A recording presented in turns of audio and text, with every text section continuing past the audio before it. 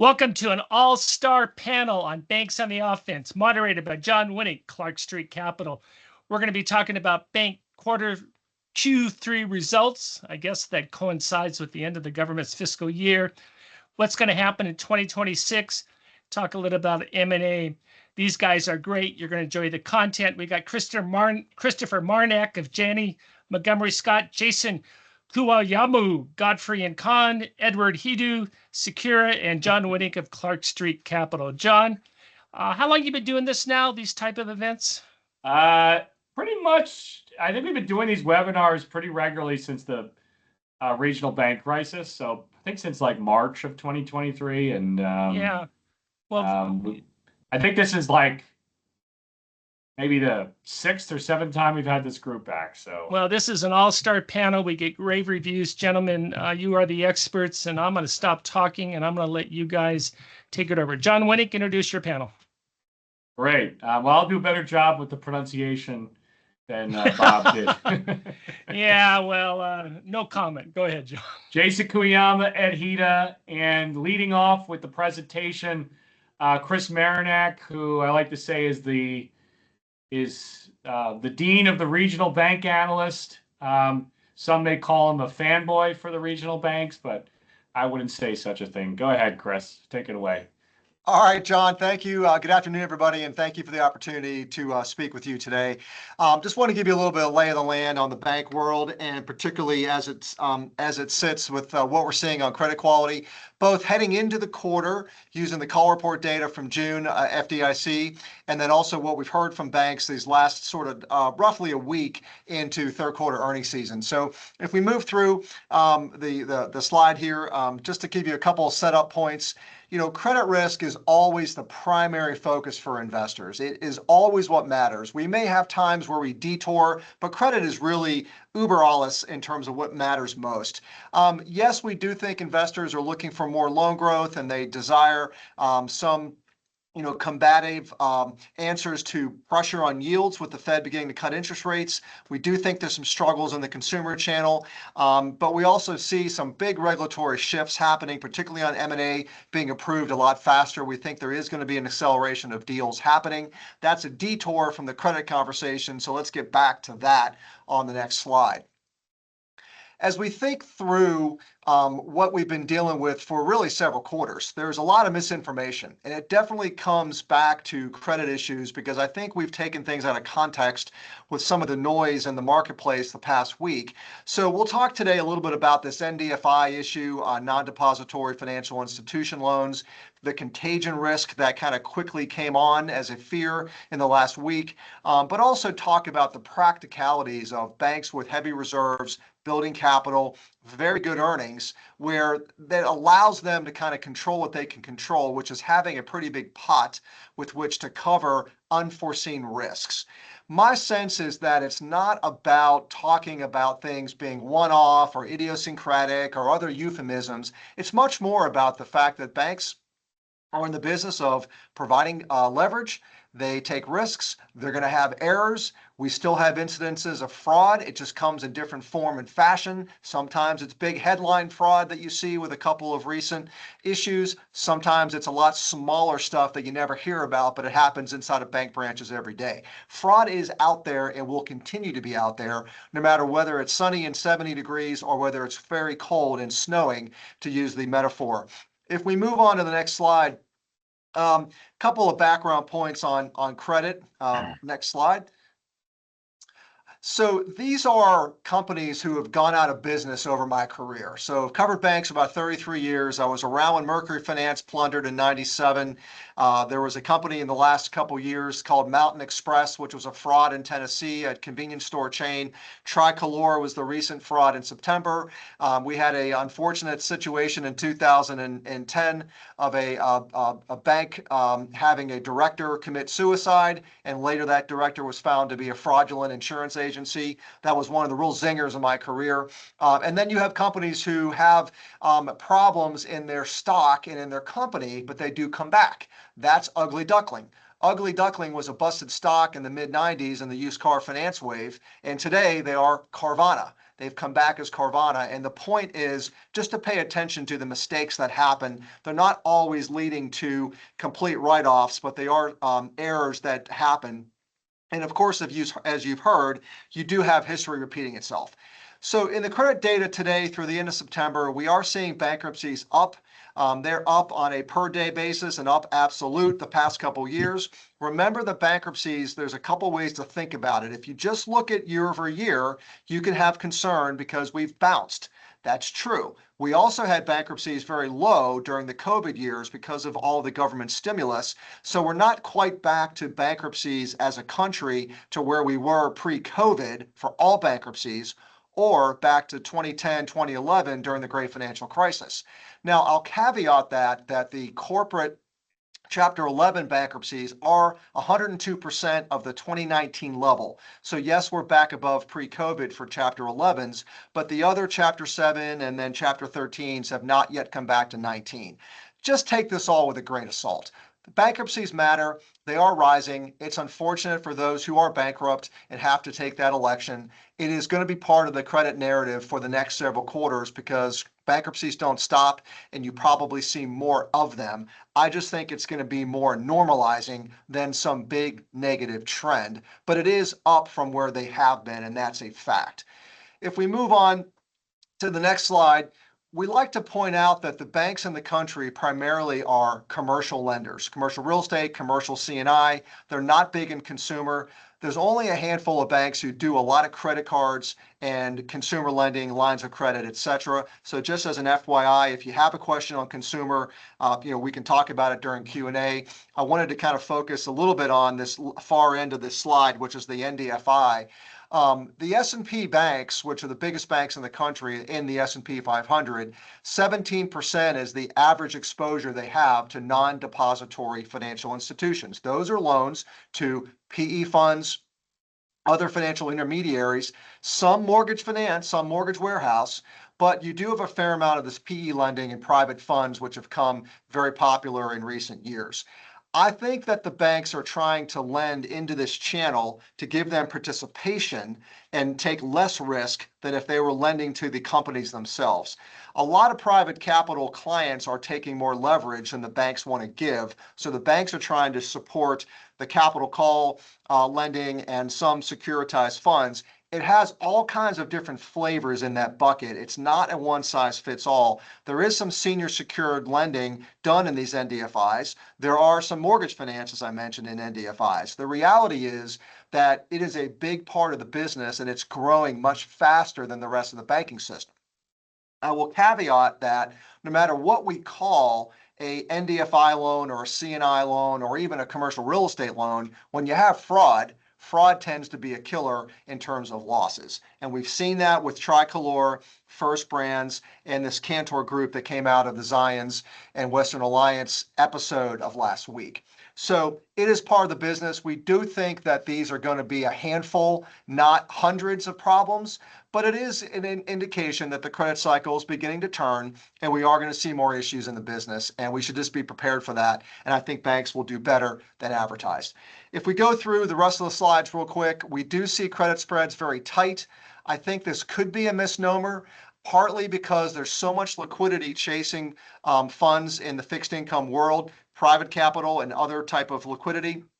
That is bidding up paper of all forms and sizes, whether it is the corporate credit spreads that you look at on Bloomberg, whether it's higher risk or frankly auto ABS. All of it is getting bid up. So those spreads are tight, but they're tight because liquidity is chasing those paper. Just be aware that credit spreads, like a lot of indicators, are just something to be taken with a grain of salt. You don't want to go to bed tonight being comfortable because credit spreads are tight, because you should be getting paid for risk and trying to ask your borrowers to get more. That's the issue that banks have heading into what could be a couple Fed rate cuts. That on the one hand could be positive, but on the other hand is going to pressure yields as we go forward. The rest of the graphs, we can just flip through these real quick. Charge-offs are not expected to change much. They're going to be up a little bit, but not a lot.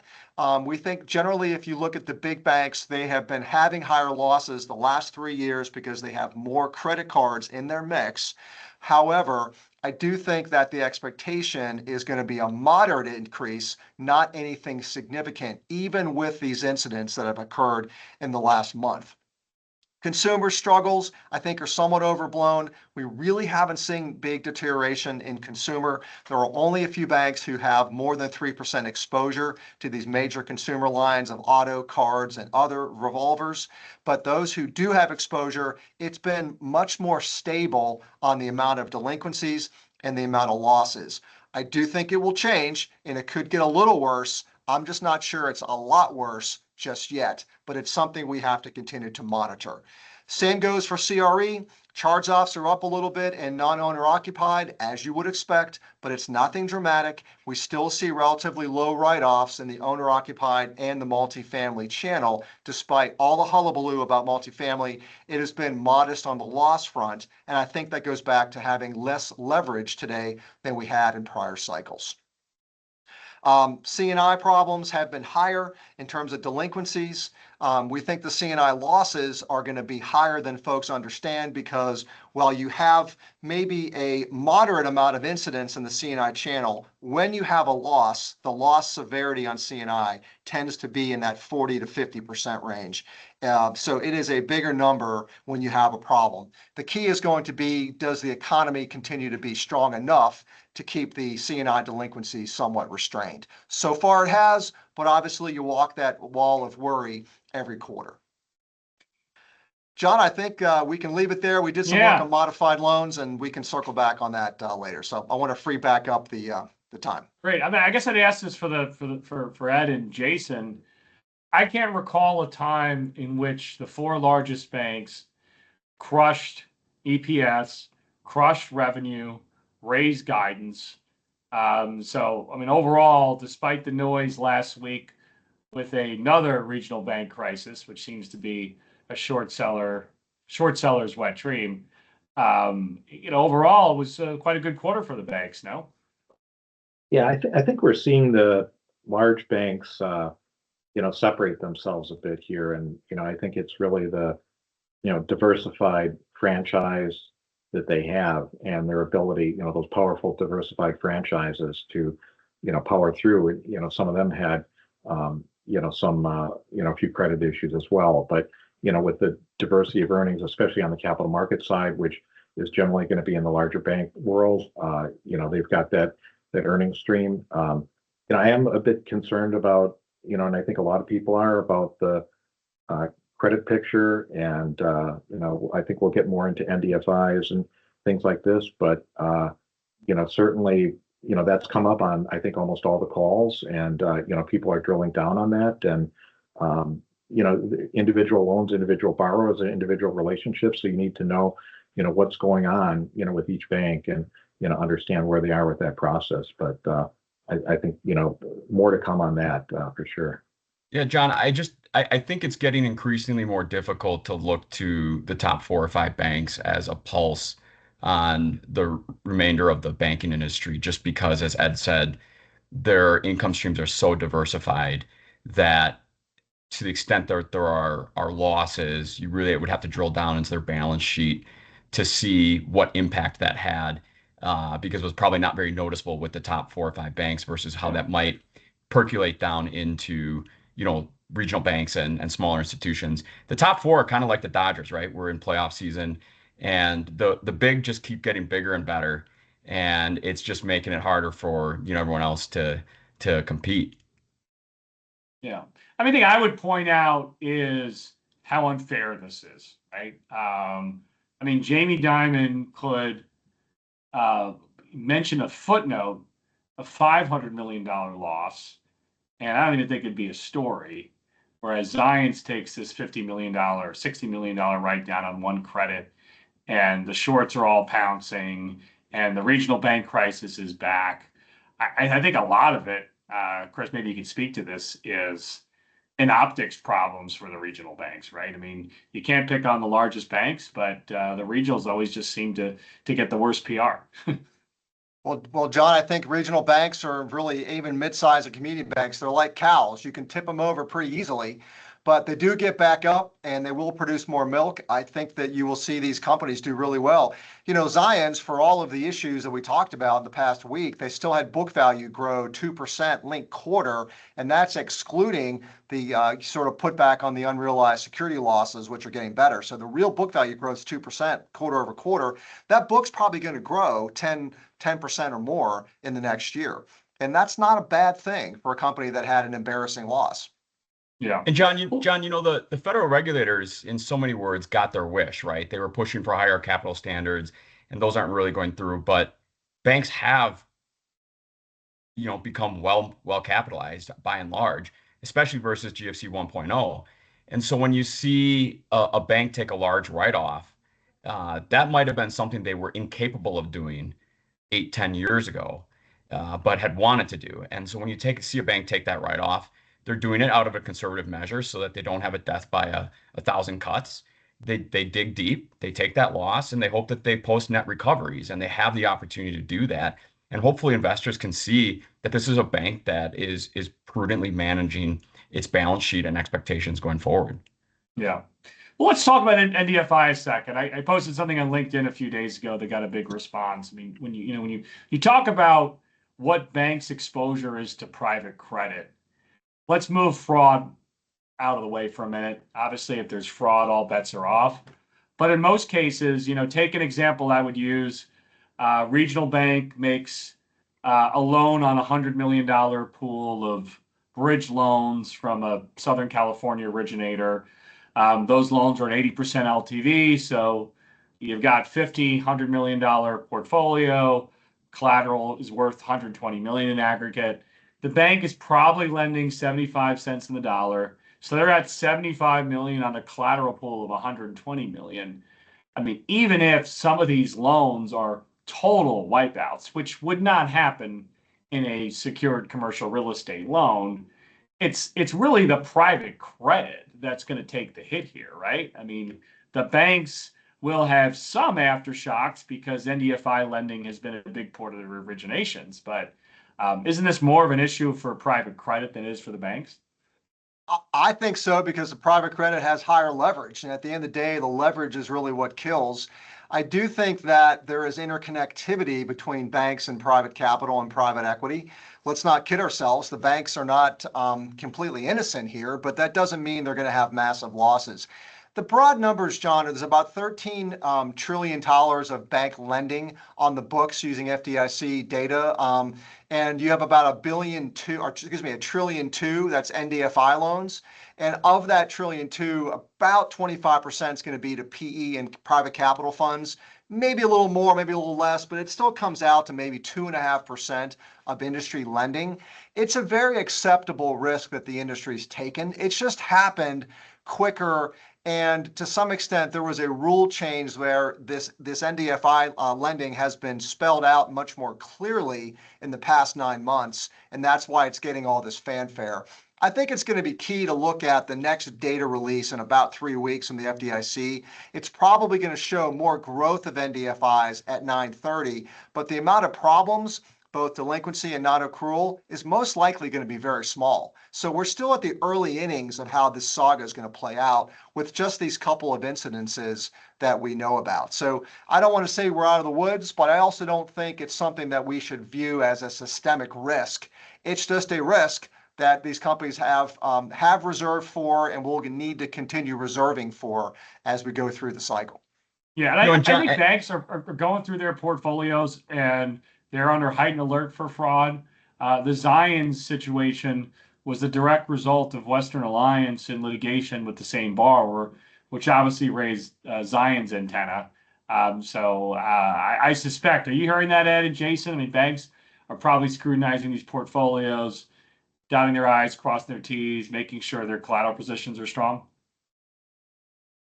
Yeah, absolutely. I think, though, as I was saying a little bit earlier, there's a lot of bank-specific situations here. And, I agree with Chris on kind of the overall outlook. But when you look at some individual banks, more in the mid-sized regional, there are some with relatively high proportionate exposures. Now, on an industry basis that evens out. But investors, I think, are starting to look at individual banks and who's more exposed. What are the situations there and things like that. And there will be some that have heavy exposures, and frankly, then investors, potentially short sellers, the like, what have you, will be more honed in on those institutions. So I don't think this is kind of a one size fits all situation. It's people are going to start digging into the details more.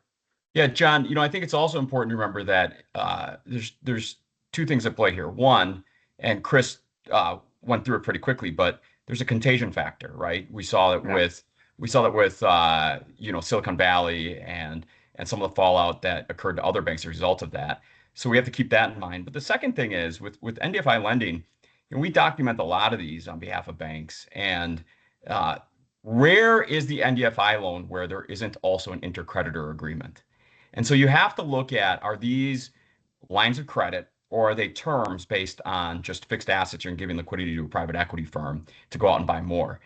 In the instance of lines, if there's an intercreditor agreement involved, and I don't want to get too deep in the weeds here, but if you're giving a line of credit and there's intercreditors involved, you really do have to be very careful with the covenants and the reporting obligations that you require from your borrower, because you saw it with Western Alliance and Zenz, and I'm not going to comment on, I wasn't involved in those, I'm not going to comment on what was involved there, but you want to be able to get ahead and monitor your collateral. And I think the regulators are probably going to take a closer look at how the banks are monitoring the ultimate collateral on those NDFI loans.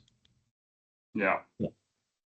Yeah, I mean, we're seeing, I saw this morning, serious credit card delinquencies, 90 days past due, surged their highest levels in 14 years. We're seeing very high delinquencies in the auto subprime sector. Tricolor was a subprime auto lender. You also have some evidence that the consumer's running out of gas. Las Vegas hotel occupancies have dropped 10, 12, 13%. Thoughts? Is there anything going on with the consumer right now we should be worried about, or is this just normal part of the credit cycle? Yeah, I'm more concerned about the auto subprime, those areas. I think the consumer, on that end of the spectrum, it has weakness, and there's certainly some instability, and we might talk about the effect of the shutdown, but that's certainly not a positive factor out there, for certain of that segment as well. So I think we're seeing that in delinquencies on auto picking up, and potentially some of those other segments. So I'm concerned in that area. Jason, any thoughts on consumer? Well, I think consumer, I mean, there's been exposure there for 2 or 3 years now, right? And with the amount of consumer borrowings that have spiked, and I think consumer deposits might have stabilized, but the average deposit had been dropping for a number of years. And so, I think there's ongoing concern. I will say that used car prices are elevated. And so to the extent that there's, sensitivity in the consumer credit picture with auto lending, the losses might not be quite as bad as generally expected. Well, I think it's the opposite, Jason. I mean, I think the used car prices spiked during COVID. So a lot of the 2021, 2022 vintage auto loans have elevated collateral. And, the ripple effect of subprime auto repossessions is a used car market that gets flooded, dropping prices further. So I think you are seeing some stress there. No, there's certainly stress. I agree. There's certainly stress, but especially with some cars, you see new car prices going up because of tariffs. And so I just think on balance, it's not, Armageddon. Yeah. But I certainly do think there are problems, and there is going to be loss in that sector. Yeah. We do have a poll question on regulation. While I'm waiting for that to come up and you guys to vote, Ed, do you want to talk about some of the wins that the banks are getting from the new administration now that we're 9 months into it?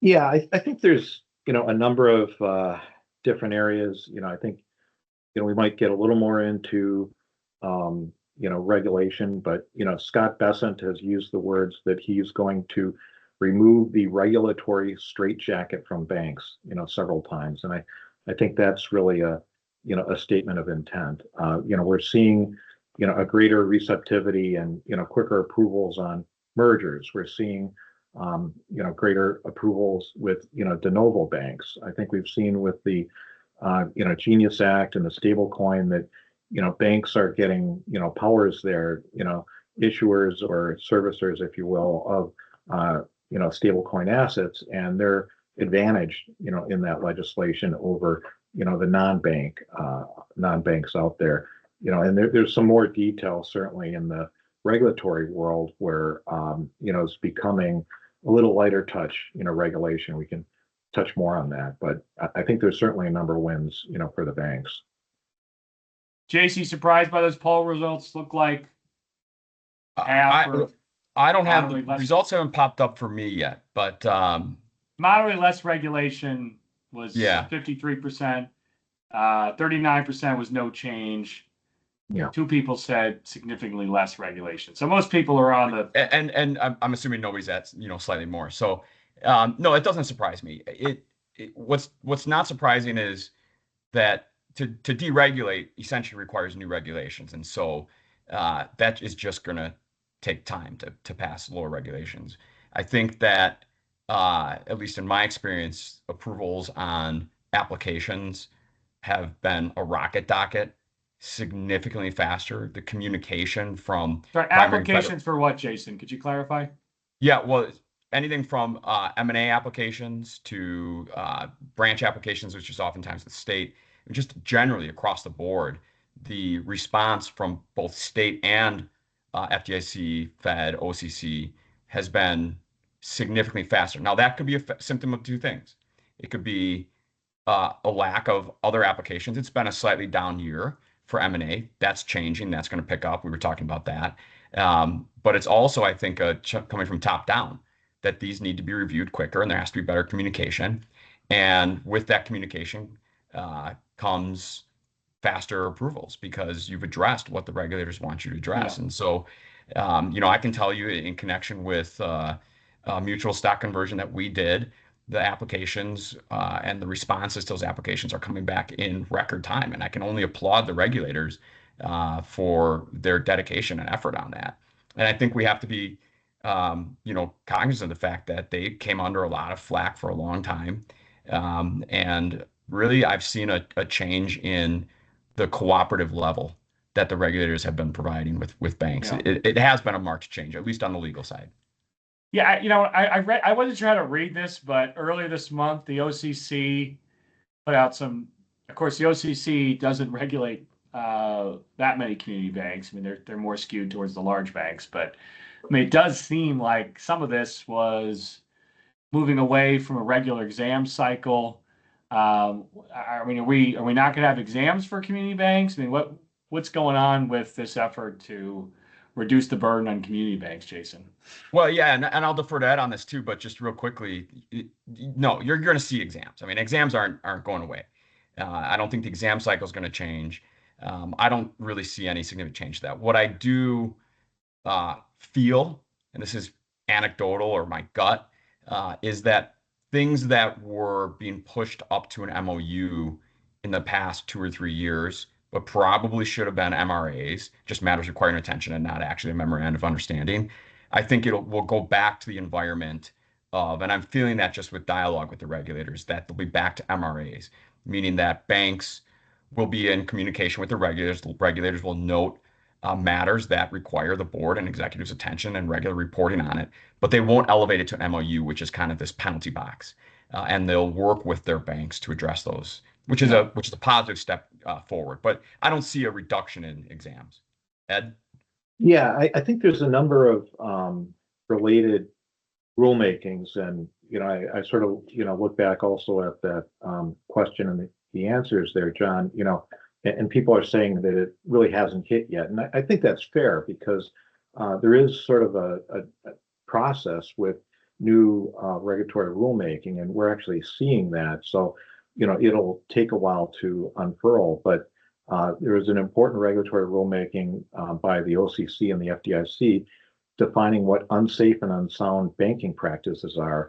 And they've really narrowed the scope there to some very specific things around potential financial harm to the institution and, a couple of other clauses, if you will. But it's really focused in on, financial capital type risks. They're specifically also excluding reputational risks and even operational risks, unless they have the possibility of, in effect, causing material harm to the institution. So that, again, is a proposed rulemaking. It'll take time to go through, but it certainly appears that that's the intent. There's a comment period right now. And it also says that that'll only apply going forward. So once again, that'll be the forward look on, kind of the yardstick that regulators use. And in there, they also talk about, Jason was talking about this, but what can become an enforcement in action. And a simple MRA under this new definition cannot become an enforcement action. It must rise to that higher level of posing, a material risk. And I think they use words like likely as well, to the institution. So not only is the scope narrower, but the bar is higher of what it would take to really get into an enforcement action situation. So I think it's going to look a lot different. Notably, the Fed did not join in this joint rulemaking. So that's kind of an open question as to where is the Fed and will they issue a similar rule? Why didn't they join in? Will they have their own version that maybe is slightly different? But I take this as a big change, and there's some other related changes, but a really big fundamental change in examinations and how those go from examination into enforcement actions going forward. Ed, that's surprising with Mickey Bowman at the Fed. I mean, do you think that they're going to go even more aggressively in favor of banks, and that's why the Fed didn't participate? Well, it's an interesting question, and I will say, Mickey Bowman has been very vocal about tailoring and that there needs to be appropriate regulation for community banks as differentiated from big banks. And I think one of the concerns has been that big bank regulation often gets filtered down in some manner. And I think she's looking for sort of a different environment. Another concern that I think they've talked about eliminating, she's talked about eliminating the so-called horizontal exams where they go in and look at a subject across banks, and then you sort of have to play to, like a common standard, but that standard was not anything that's in a regulation per se. So it gave a lot of regulator discretion, and I think that is frankly going away as well. So she's made a lot of comments that are consistent with this conceptually, but perhaps it'll be more tailored even to different levels of banks, which seems to be, her big focus is on tailoring and differentiation. Chris, what are the, I know you deal with a lot of regional banks. Are they licking their chops at a CFPB that doesn't seem to be doing much today? Or are they cautious because you're just one administration or one election cycle away from a different regulatory framework?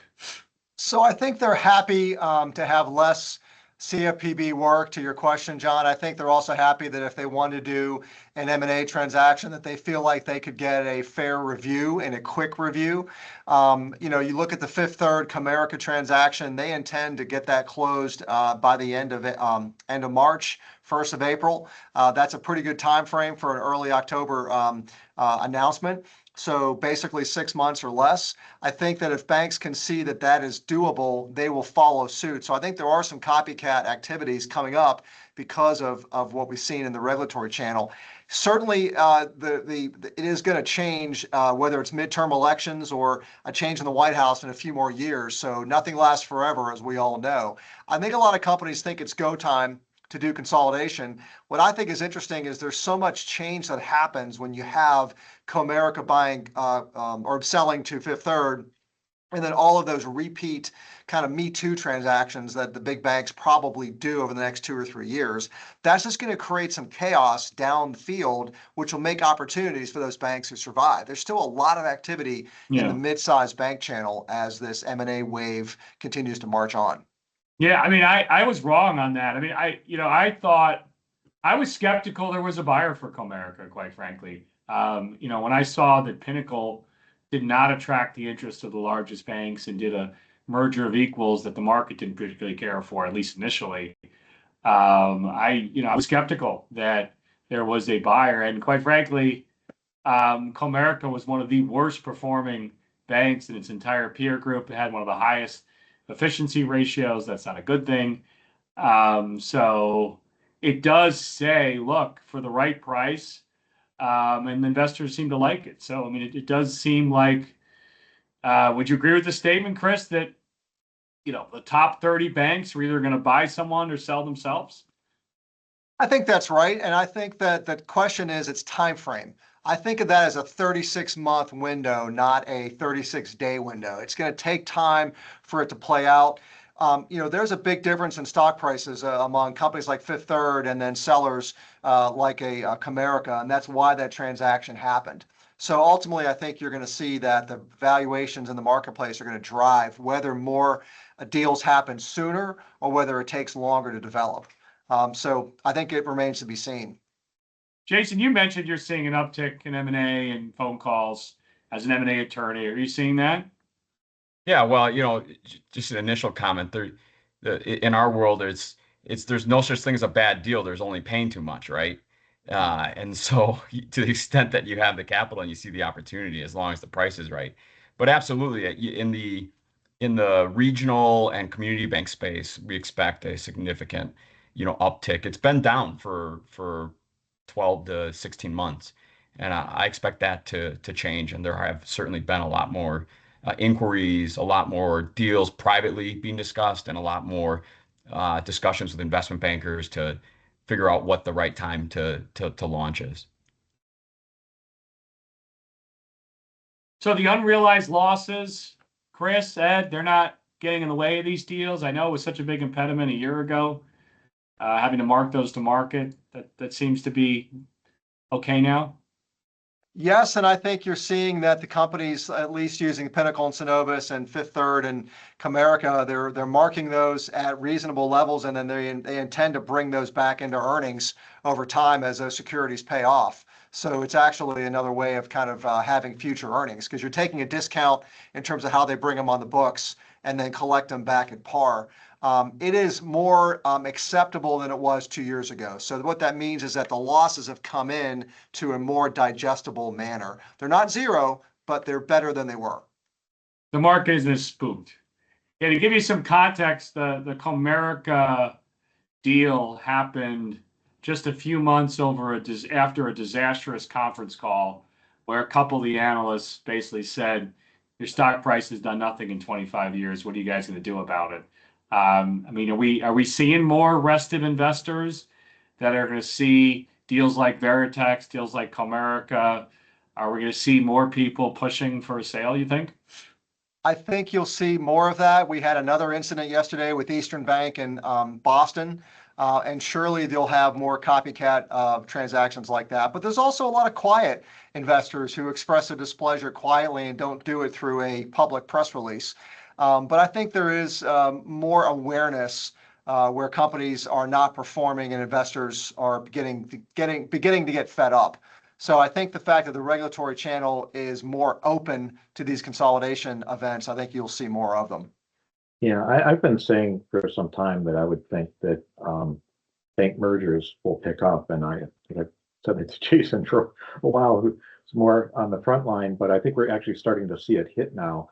And when you see institutions like that, where it's an accretive deal, it's the footprint, the business lines, there's cost takeout, it kind of all fits together. And when you take off the regulatory hurdle, I think we're going to see a lot more of that type of activity going on.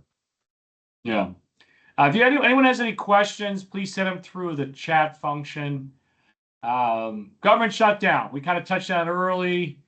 I'm hearing some reports that this may last through Thanksgiving. Of course, I haven't checked Twitter in the last 45 minutes. Maybe this got resolved. But how do you see this government shutdown playing out?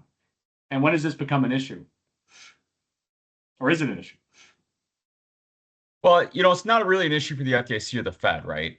FDIC largely funds its salaries through premiums, and the Fed, through their income.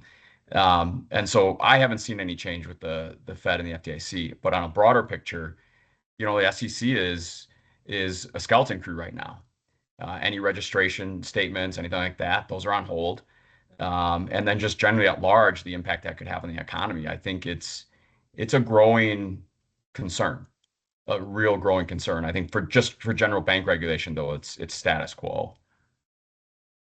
Yeah, I think the question is, how long does it go? Because obviously the longer we go, the broader the impact is. And I think in, some of the past shutdowns, and we're starting to get into, near record territory, but some of the past shutdowns, one of the big factors has been air travel. And, if you get the air traffic controllers and the TSA, folks not showing up, and you get, planes delayed, and then, people can't go to where they need to go, either for business or, for leisure activities, that starts to have a broader impact on the economy. And then, of course, you have, government employees and government contractors, most of whom are, not being paid at this time. That starts to factor back, into the real economy. I agree with Jason. There's a number of institutions in the government that, really, the way they're set up and funded will continue, but, there's some other ones around perhaps student loans and some other activities like that where, on the individual, perhaps borrower side, people may not be able to restructure, refinance, or, do things like that. So we'll start to see some activity, from different government agencies that are not being effective as well. We haven't seen much chatter about the trade war issues. I mean, it kind of died down. Chris, did that come up on conference calls? What are banks saying about trade? It's a lot more muted than it was in April, to your point, John. I think that's right. It's a little scary because it still seems that we have a pretty strong issue with China at the moment, and then with us. And I don't know if that has been resolved. It feels like we have to walk back on some of these issues and figure out a happy medium, but we're not there yet. Yeah. Jason, Ed, you hearing much talk about trade from your clients? I have not. Yeah, no, the chatter has really quieted down. Yeah. Yeah, it's out there. I mean, I agree with Chris. I mean, I think with China and, the rare earth minerals, that's the real potential big issue out there. And, if there's a significant restriction there, that could have a big impact on the economy with manufacturers, auto, and, many other fields as well. So, it seems like, we're kind of moving along, through this turbulence, but, there's a really big one out there that, could come home to roost. Yeah. Well, let's talk about interest rates. Perfect timing. I'd love to hear, let's get the results back on where, I'm sorry, the question should be, can we revise this? Don't start this. Let's go March. All right, it's a little too late. I meant to say March 30th, 2026. Can you modify that quickly, Anna? I'm trying right now. Maybe. We've only basically have 2 more sessions left for the rest of the year. Hold on, we're restarting it. While we're waiting for that poll question to come up, Jason, Ed, Chris, what are you seeing with interest rates, at least on short-term rates? It feels like there's one cut coming, maybe next week. It's hard to say for sure if we're going to do 2. And maybe back to your point about pushing this out to March, 2 cuts between now and March make perfect sense. The question is, can we really do 4? We may muscle it in there. And I say we, I mean the Fed may muscle it in there. You have a lot of district presidents who are going to get replaced after February 1st. So maybe by the time March rolls around, you have a very warm Fed that will do as instructed from the man down the street. Jason, Ed, what's your crystal ball say? I stopped predicting things 4 years ago. I think I'd be like a John Paulson or something if I was good at predicting. But yeah, I don't see. I think there's still going to be some pushback on what Trump wants. I don't see 4 25 bip cuts. Two feels right. Three being aggressive. Yeah. Results are coming in. So through March 30th, 2026, where will the funds rate be? These are starting to trickle in. So, I mean, the consensus clearly is 25 to 50. That seems to be what most are saying, 85% so far. I mean, that seems reasonable.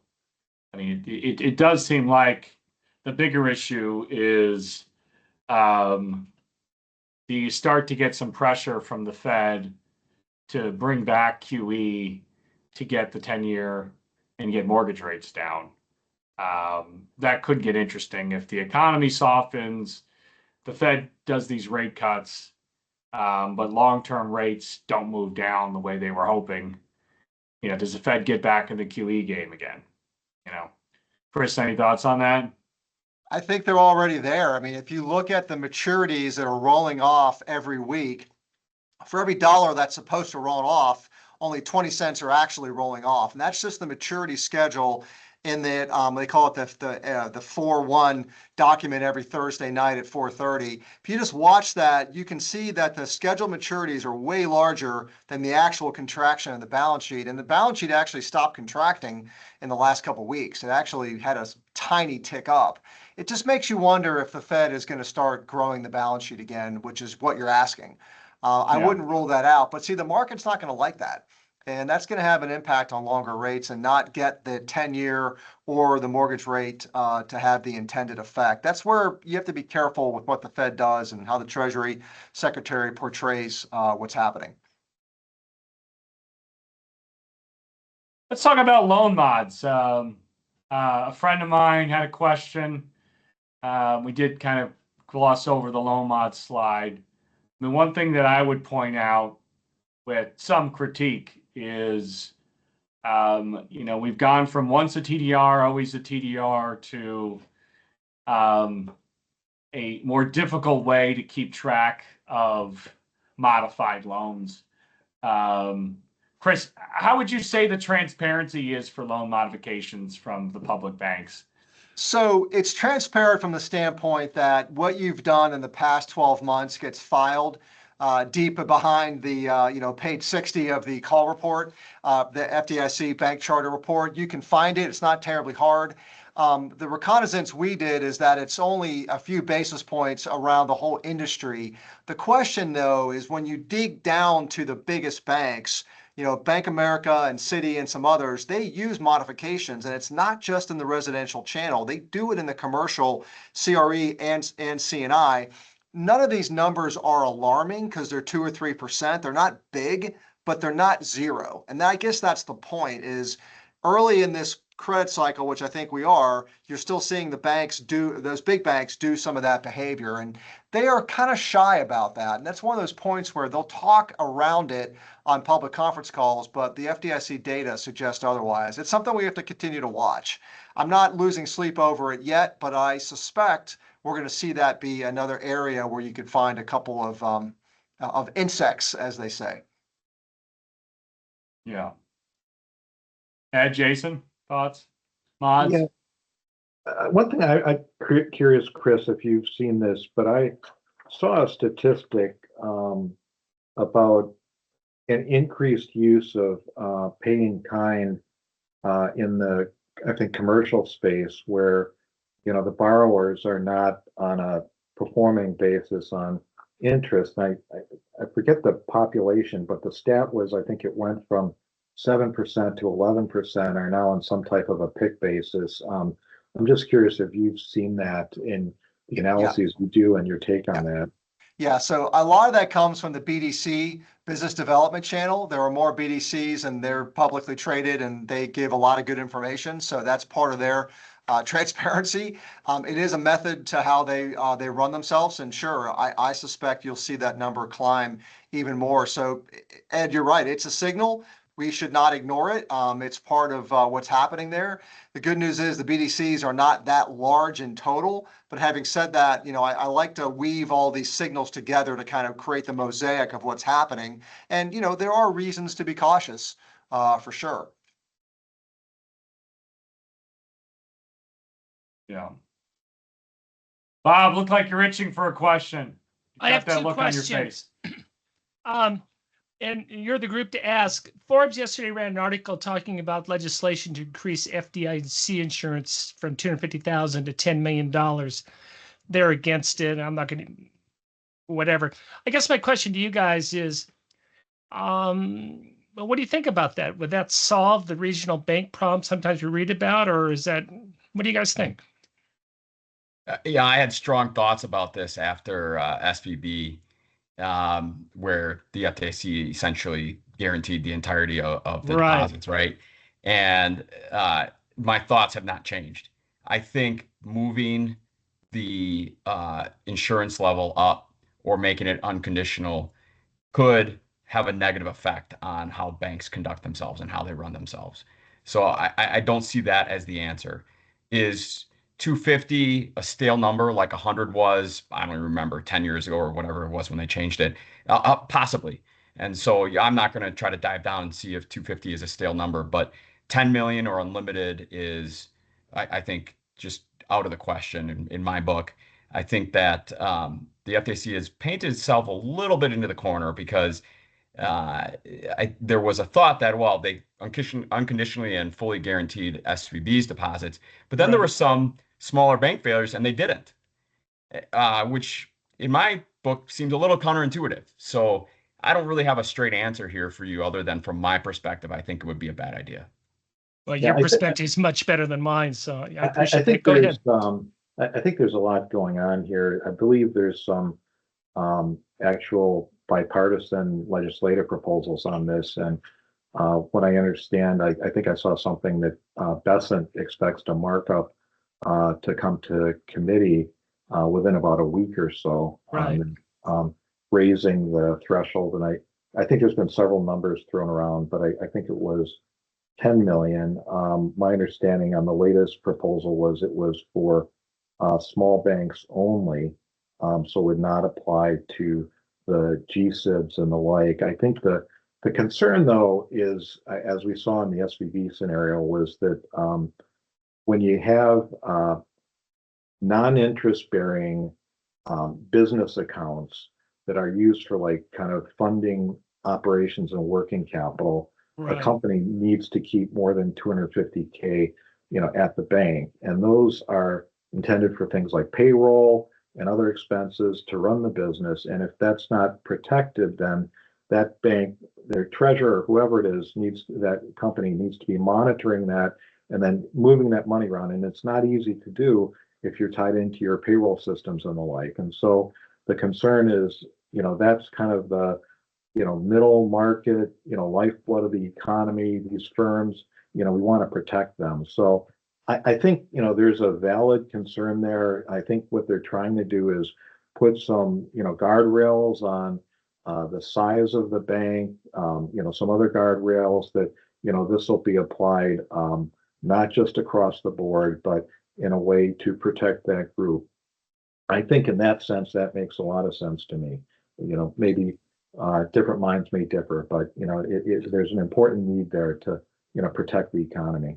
Yeah, listen, as a champion of community and regional banking, if they put in guardrails that allowed the community banks and regional banks to grow with their customers, and as you said, the operating and the payroll accounts would be protected up to a certain amount, then I think it gives an opportunity for those banks to not have that leak out to the top 5 banks, right? And I think that from a competitive standpoint is great if it's not across the board. Yeah.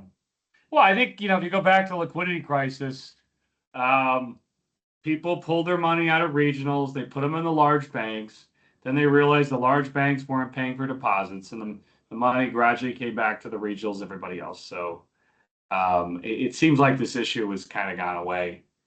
as being a concern to anyone. And quite frankly, banks are loath to really push this because it makes them sound weak, right? Who wants to be the party begging for more FDIC insurance, right? You got to love the name, the Main Street Depositor Protection Act. Yeah. There you go.